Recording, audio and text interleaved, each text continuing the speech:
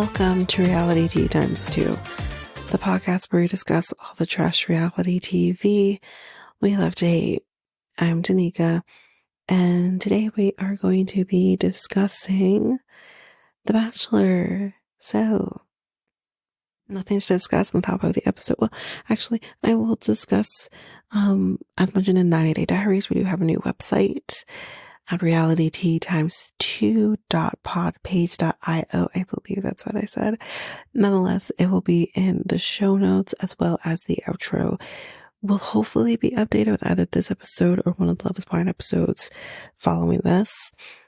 But otherwise, everything else will be in the show notes.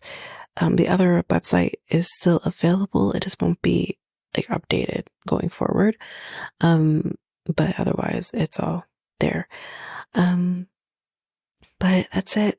We're gonna hop right back into the episode now. So, season 28, episode 6. Y'all, we are in my neck of the woods. We are in Canada. Oh, Canada, my home. Okay. We won't go into the anthem. I hate the anthem anyways. So, Montreal, to be exact, that is where we are in good old Canada. And he's not feeling great, y'all. He's definitely struggling here. He says he's falling for multiple women and he is scared. He's scared that, what happened with Charity will happen again, that he'll pour his heart out to somebody and then they just won't accept it. So that's kind of his worry. He also goes into this, kind of shows where he is at mentally too. Not even just with the women, but in general. And I said, oh my gosh, Joey, I hope he's talking to somebody about this, because it's clearly affecting him in ways that I don't think I have ever seen before. I don't think I have ever seen a bachelor be this vulnerable with what he's dealt with throughout life. And it kind of endeared me to him even more. He kind of says here that, he feels like he has to kind of be perfect and whatever. And producers say, well, why do you feel like you need to be perfect? And he says, not so much that I feel like I need to be perfect, but I feel like people expect me to be perfect. He's kind of gone through life where he felt like he had to be perfect to kind of be, I don't know if he necessarily used the word accepted, but he's kind of felt like that's kind of where he was leading. And he's getting very emotional. He's crying. And I was like, oh my gosh. Like, first of all, like I said, I think it's amazing to kind of see him be this vulnerable, be emotional. I think that's all amazing. Not amazing, but you know what I'm trying to say. But it's also very sad to see kind of maybe what expectations were put on him in his early life still affecting him today. So, like I said, I do hope he's talking to somebody about that. Mainly therapists, psychologists, talking to someone about that and working through those things. I think that is very important. Well, let's go on, because ladies are here and they yell, Bonjour, Canada. Bonjour. So, I wrote here, Leia, we don't chug maple syrup. I don't care what anybody says. We don't fucking chug maple syrup here in Canada. It's disgusting. If anyone here is chugging maple syrup in Canada, stop it. Stop it fucking now. That is disgusting. That is that is gross. Now, will I lick maple syrup off my finger? Yes, of course. But I'm not chugging it. So gross. So fucking gross. And again, we're not talking the Aunt Jemima shit. We're talking pure maple syrup. But I'm still not chugging it. It's gross. Anyway. And Maria's French, her abilities to speak French, makes me look really fucking bad. Maria, did she go to French immersion? Because her French is a lot better than mine. I fell off with the French in grade 9 because I didn't have to keep doing it. So I'm like, I'm done then. I didn't continue. Um, I know the basics. I said bonjour, au revoir. I can count. Yeah. I know certain things in French. But for me to have a full blown conversation, absolutely not. Absolutely not. I can pick up French. I can hear someone speaking French, say, that's French, but that's about as far as I go. But she's making my French look really bad. And it is her second language here in Canada. Maria, stop it. But anyways. And then I have a bone to pick with Maria. I have a bone to pick with her. Here's why. She says, Maria, you know better. We don't go around saying, don't fucking feed into the stereotype that people have of Canada. We're not around here like, we're not doing that. Oh, well, not really. The ones that actually are doing the are like people from like Nova Scotia. Because they have a very different sound to their voice. Maybe there, or maybe even Newfoundland. But like,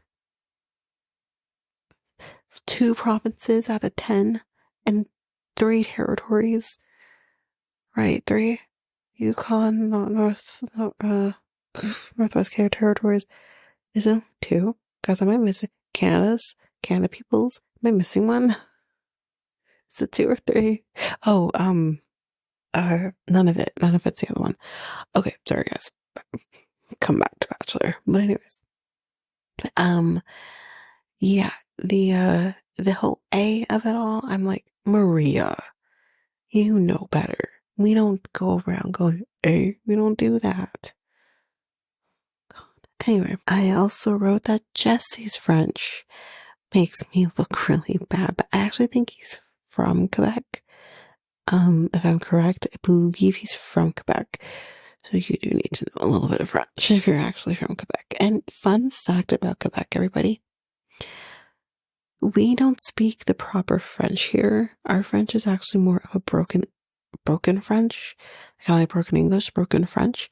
It's not actually proper French. Fun fact. But anyway. Yeah. Anyways. Moving on. So yes, Jesse's kind of here saying, fun fact, guys, I'm also from Canada. And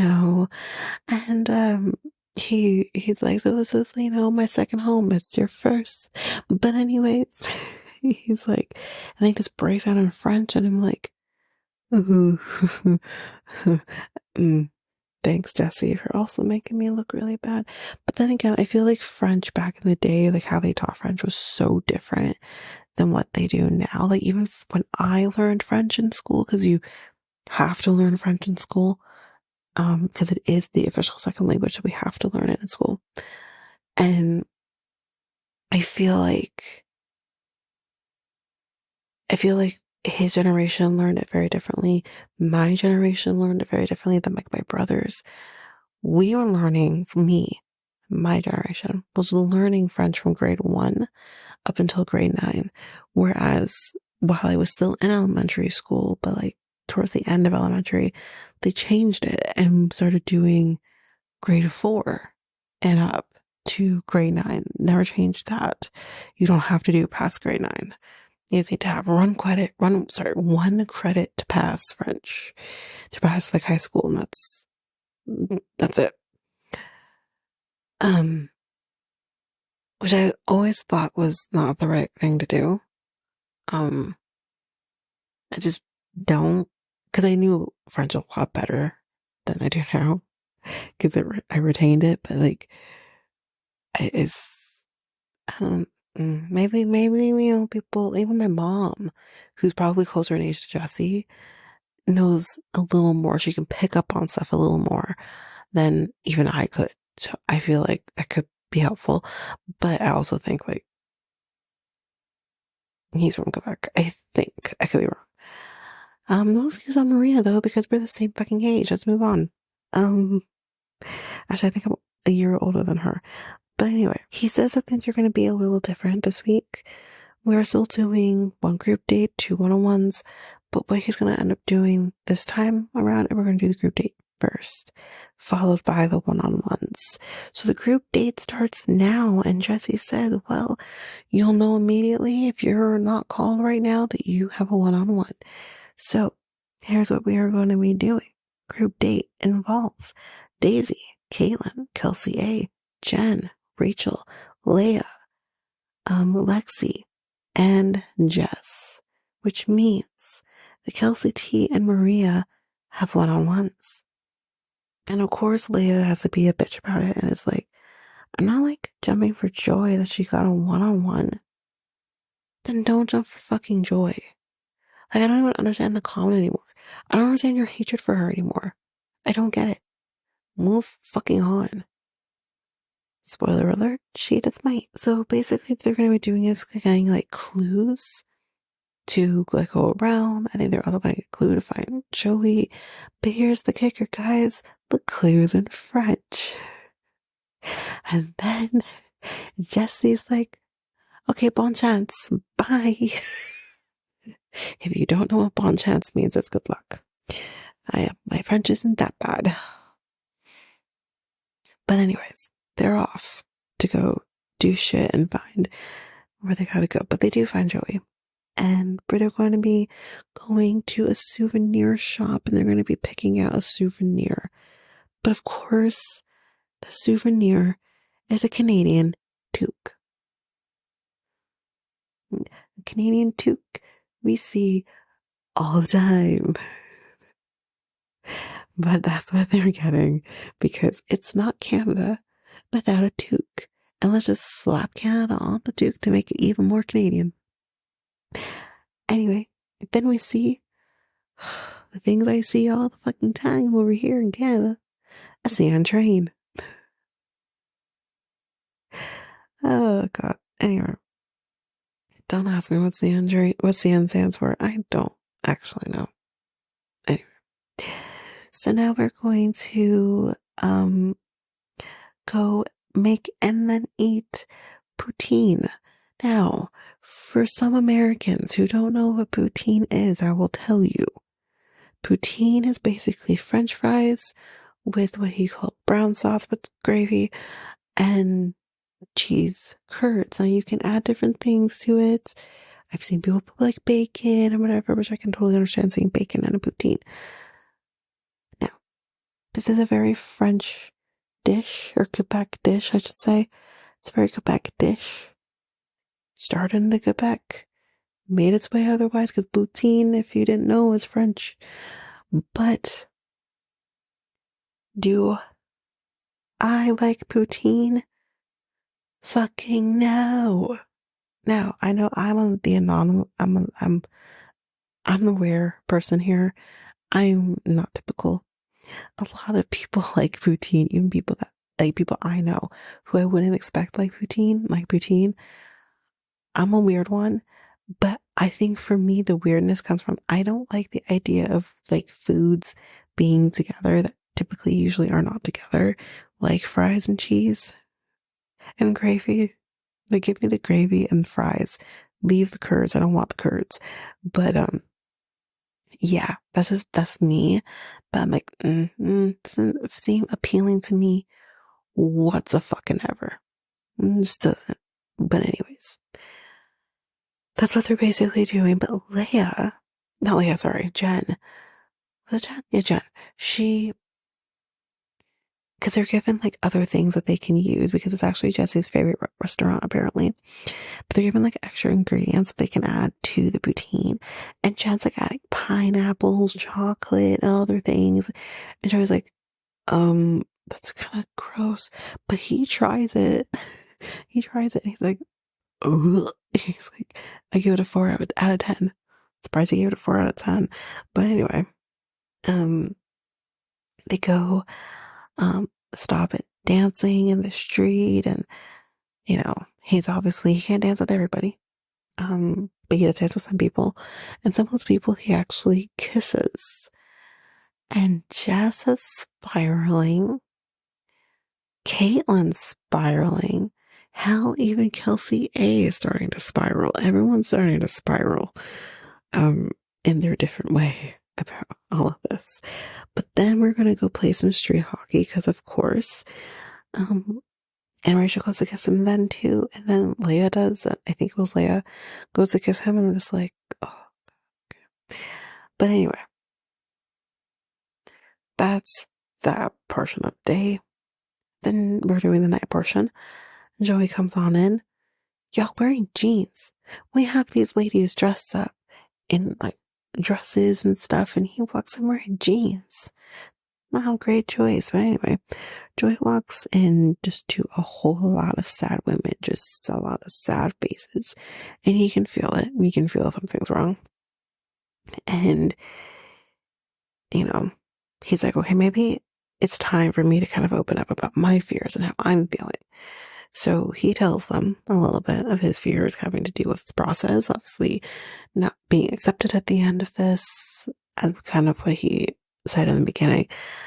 And it kind of maybe helps him feel a little more comfortable because they're like, I'm afraid, and so is he. So anyway, he kind of is with Caitlin for a bit, and she's wearing Lexi's dress. Feels great in it. Kelsey also opens up about her insecurities, kind of backing off of him. And then Lexi, my girl Lexi, she wants to know, kind of, with everything that she told him back in Malta, she kind of wants to know, what is his timeline? What is his timeline kind of after all of this? With engagement, marriage, kids, and all that. So she asks him, all of this. And he says, I kind of see having about a 2 to 3 year engagement. And ideally for him, he would like to wait about 2 years after being married before having children. Which he has the luxury of doing that. Most men do have the luxury of doing that. But we don't, as women, generally speaking, have the luxury of doing that, of having that waiting game, especially when you're in your 30s. So she does appreciate the honesty from him, but that's kind of all she says to him. And her in the moment, she says that his timing, might be a concern for her, which is completely understandable. It would be for me too. Jen tells him now that she is falling in love with him. He doesn't feel ready to say it back to anybody or whatever, but he's definitely loving it. Oh God, then Jess, this I was not expecting. Jess tells him, like, the group dates are getting really tough, but I am falling for you and it's all worth it, blah, blah, blah. But Jolie says, it feels good to hear. And I said, oh no, that doesn't sound good. But he says, I should be able to, picture it. And he doesn't see it. And he said, I don't think it would be right to keep you here if I'm not seeing it. And she was also not expecting this. She was very emotional, obviously, but she is going home. And I mean, honestly, I think deep down she knew this is where it was headed. This is why she acted up with Maria last week. This is why. because she was insecure in her own connection with him. So, yeah. He walks her out and she says, like, did I do something? And he says, no. And I said, of course he didn't do anything. This is the process. He may have had a strong connection with you initially, and he did. But he then had stronger connections with other people who maybe didn't initially attract him or catch his attention. And we're going to see that a little later as well. And yeah, so you didn't do anything wrong. And you're young. You still have lots of time to find somebody, and you will. So she didn't expect that. He's taking it really hard as well. He basically kind of says, like, she opens up to me, and then I do that. I mean, it was the right thing to do, but still, like, he feels horrible. And then Joey goes back to the ladies, and they can tell instantly, like, where's Jess? And he tells them that he just sent Jess home.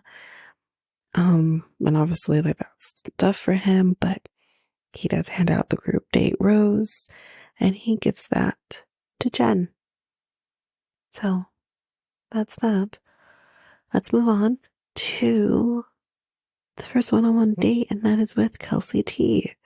So they will be training with Cirque du Soleil for the day part of their date.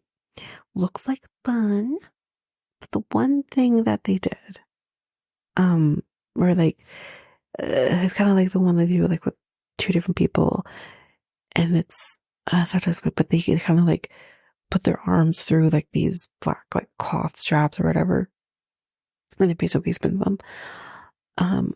That that made Joey very dizzy, and he's not really liking it. They do like a bunch of times, and he's like, "Yo, I'm seeing three of you." Like he's not well, bitch. But he's cursing a lot too, by the way. I don't think I have heard Joey curse this much in the entire time we've seen him on TV. Okay, we've been seeing Joey on TV since like what, July? June? Maybe June, July. And we're now in February. We've been seeing him on TV quite a bit over the last few months. I've never heard him curse quite as much as he did during this date. But he tells her that he really likes her. But he's just having a lot of issues showing it right now because I don't feel good. Meanwhile, though, we kind of jump over to Lexi, and she's kind of freaking out. She says, like, his timeline is not quite what she sees for herself, and she wants to talk to him again. And you're like, oh boy, here we go. I actually got spoiled on this, so I knew it was coming, but oh Lord. Okay. So back to the date.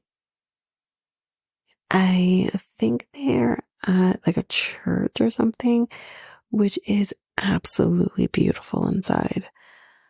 But Kelsey is feeling amazing after her date. She tells him that she, doesn't have like the best relationship with her family, in particular her father.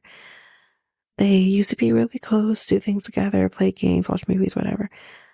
But she's like growing, when actually she was like a little older, he did stop talking to her for a while, which when I tell you, when I found out why, I'm like, are you fucking kidding me? Because that's the godly fucking thing to do, is stop fucking talking to your child. She tells everybody, or him, but we all hear it too, that the reason her father and her stopped talking is because he was upset that she didn't want to partake in religion. And I said, fuck your dad. Fuck your dad. Because I'm sure God is so fucking happy with him that he wouldn't talk to his blood, his biological fucking child. Are you fucking kidding me? Fuck this guy. Anyway, so she says because she didn't really see that for herself. He also apparently got mad because she went to college, Wait, are we? The 1800s are calling. They want their idiot back. Are you kidding me? Are you fucking kidding me? Hell, even people in the women in the 1800s, not many, were going to do secondary school or post-secondary school. But like, are you kidding me? This is ridiculous. I've never. So you should. Oh my God. So yeah, he got mad about that. Um, and he wanted her to just focus on religion, and I'm just like, what the fuck is this? And she said, like, whoever lives in his home has to be a part of religion. Well, she says that affected how she approached relationships. No shit. And he feels bad about hearing this. Like, he feels like bad about what she went through. And for a second there, I'm like, oh, you feel bad, but what? But that's kind of all he says. He says that it's, sorry, she says it's a work in progress. Um, she says that, like, they're getting along, but it's hard nonetheless because she still lost time with him. But she does say in the last couple of years that they have been trying to do things together, like going to the movies, but, you know, it can't change what happened before. You can't change that.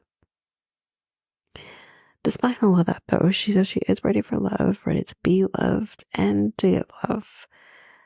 And then he gives her the rose, so she's still here. And then they start playing one of my favorite classical songs, Clair de Lune. So, I love Clair de Lune. So yes, that's basically how the date ends for them. Have you ever wanted to guest on a podcast like this one that you're listening to right now? Well, you can. You can definitely do this by visiting a website called Podmatch, where you can sign up and be available for all different types of podcasts that you can guest on. Or you can even search for a podcast and say, I want to guest on your podcast. I think we'd be a good match. So if you want to do this, you can go to our unique link, which is joinpodmatch.com/reality, and you can sign up and do exactly that. And you can find us and you can guest on our podcast. So again, that unique link is www.joinpodmatch.com. That's joinpodmatch.com/reality, REALITEA, and you can be a guest on our podcast.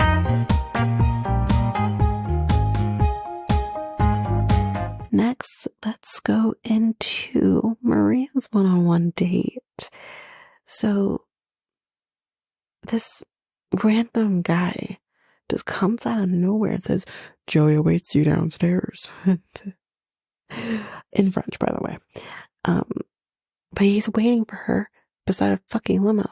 So that's what they're going to be doing today. She tells him, have you learned French? And he says no. And she's like, well, you know, they give you different things to say. He's like, no, I'm not saying anything because it's probably bad.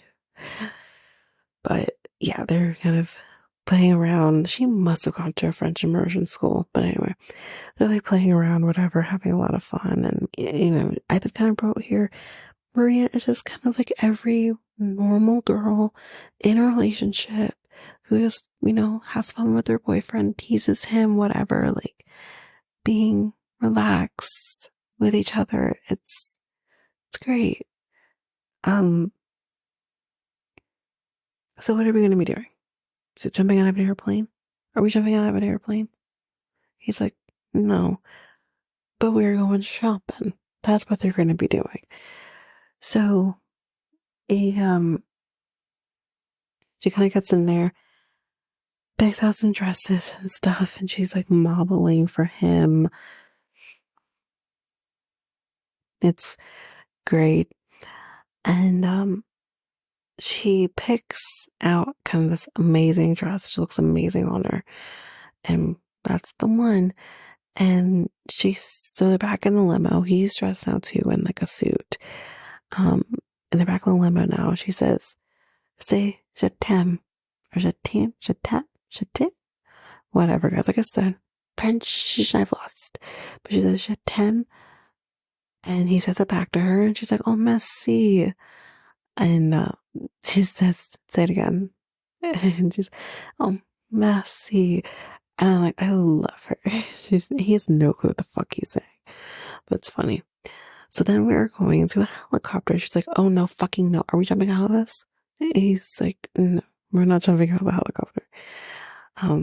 They're just gonna go sightseeing from up high. That is it." So now they're at dinner, and she tells him that she, has been with guys who kind of dangle the idea of marriage in her face, but just never actually worked out, or, never happened. And she just wants to be with someone who is serious about what they want. She tells him that she is happy when she's with him, and tells him she is falling for him in ways that she did not expect. And she really struggled to get that out. Like, really struggled to get that out. Like, you kind of tell that she's not really used to saying it. But then and then we kind of go somewhere else, and there we see Feist playing, singing, and all that. And I'm like, whoa, okay, I mean, she's not the biggest Canadian artist, but she's pretty big.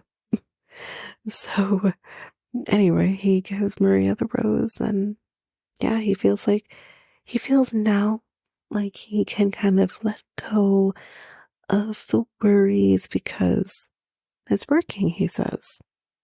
Or is it?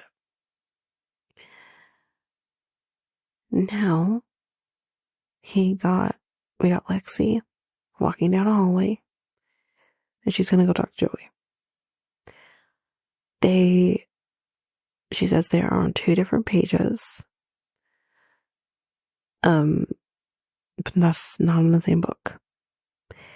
She tells, so I think she's in his room now, and she tells him that she's been reflecting a lot on the timeline that he provided her. And she says, "I don't have the privilege of waiting when it comes to having kids." Yep. She says, "I will cherish the conversation that we had, but with someone with infertility and me being in my 30s, I have to date differently." Very true. And I think I said that previously. I understand her so much. I think I understand her. There's something more I can say. I understand her. You can't waste time. Like, I will say, it's probably putting you guys a little bit into my personal life a little bit, but I had to put a very strong timeline on my boyfriend when it came to us trying ourselves, because I don't know what this looks like.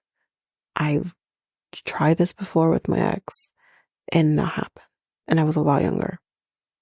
And I had to put him on a strict timeline with that, because I don't have the luxury of waiting until I'm 35 or something and hope for the best. You just don't. And obviously you take into consideration them as well. But that's why, like, I gave a little bit, because it's like, even that timeline, I don't feel comfortable with fully. But I did it so it worked for both of us. But we don't have the luxury because the thing is, as a person with infertility issues, what if I wait until I'm 35 and I then find out this is going to be hard? I will, again, full disclosure, me and my boyfriend have now been trying for about a year and a half or so about that. And people who I hope certain people listen to the podcast, but about that, about a year and a half. And it's not happened. And it's concerning. But the reason why I had to have this strict timeline and it kind of in place is if I have to do testing, if he has to do testing, it's not just you, the men have to, make sure they're okay too.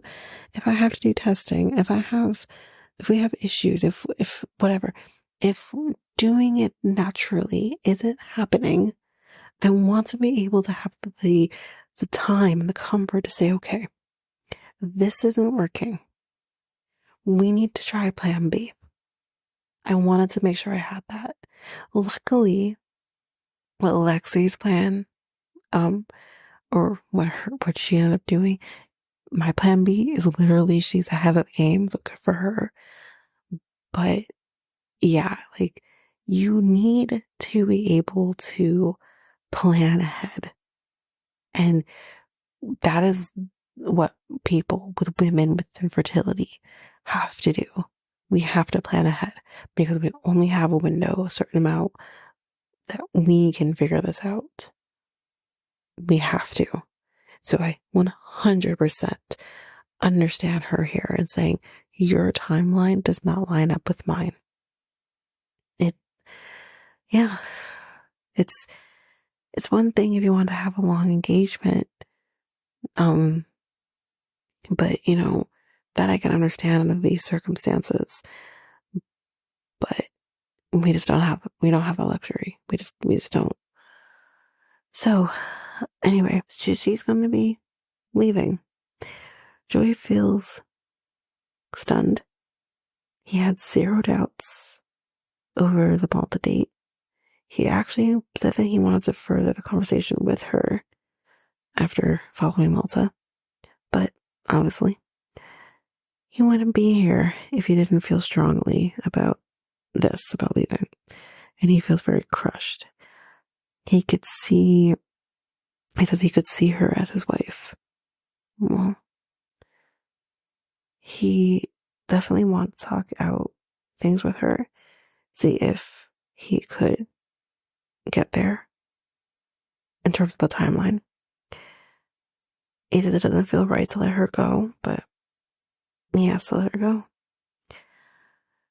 She then goes to only Daisy and Maria and tells them that she ended it with him.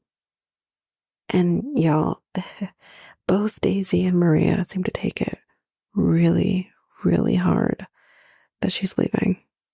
But anyway. Hi, everyone. So I'm actually coming in just after Lexi has left because I forgot to include this while I was recording. So I'm just coming quickly in very, very, conspicuously, quote unquote, to give you this article that Lexi kind of talking about her exit and her experience. I do want to really shed light on her because I completely understand her. So I just wanted to include this, and then we'll get back into the cocktail party as well as the rose ceremony. So Lexi says that she couldn't be more thankful that she pushed herself out of her comfort zone to take this leap of faith.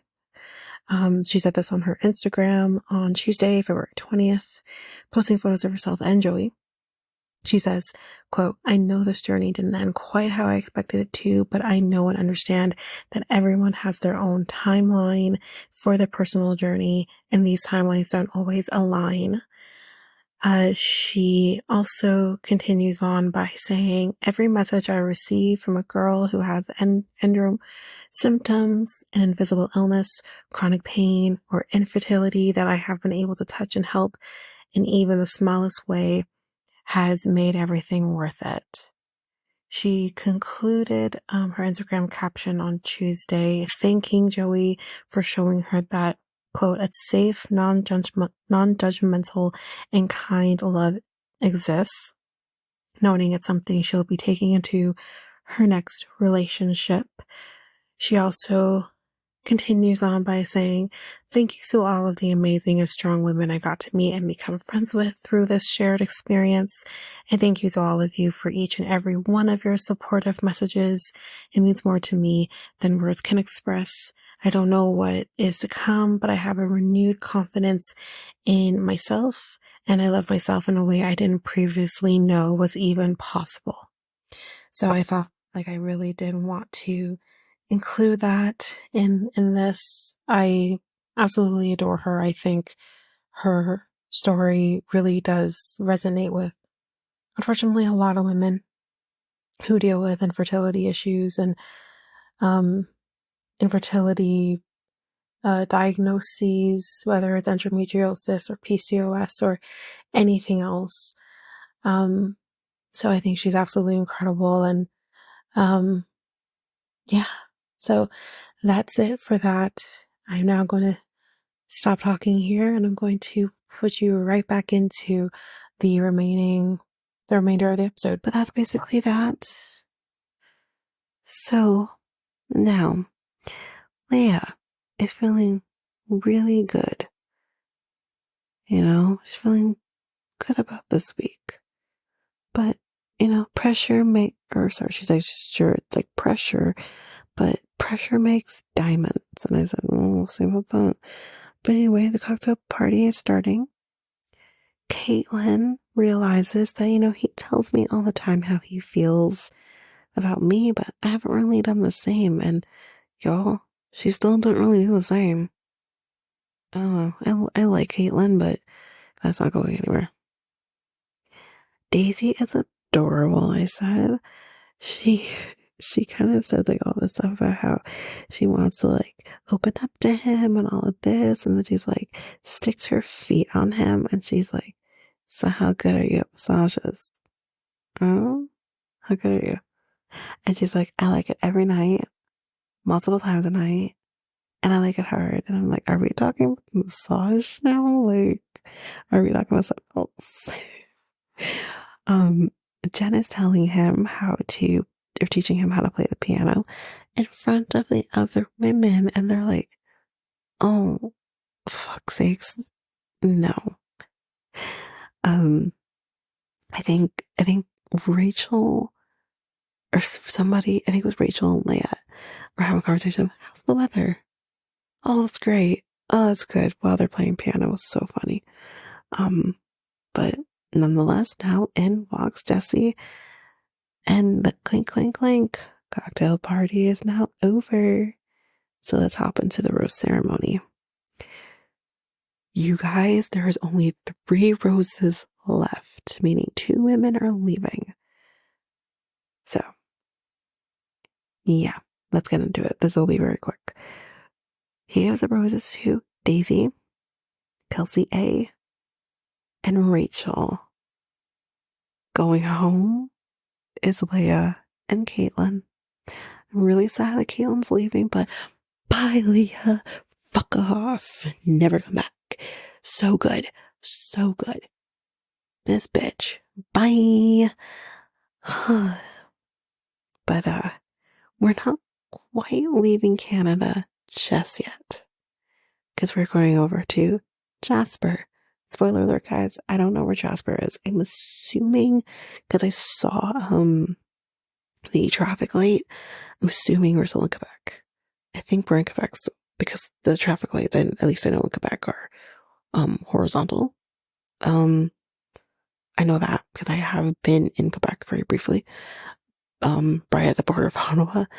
But I know their traffic lights are horizontal, so I think we're still in Quebec, but I'm not sure. I don't know. Whatever. But that is it for The Bachelor for this week.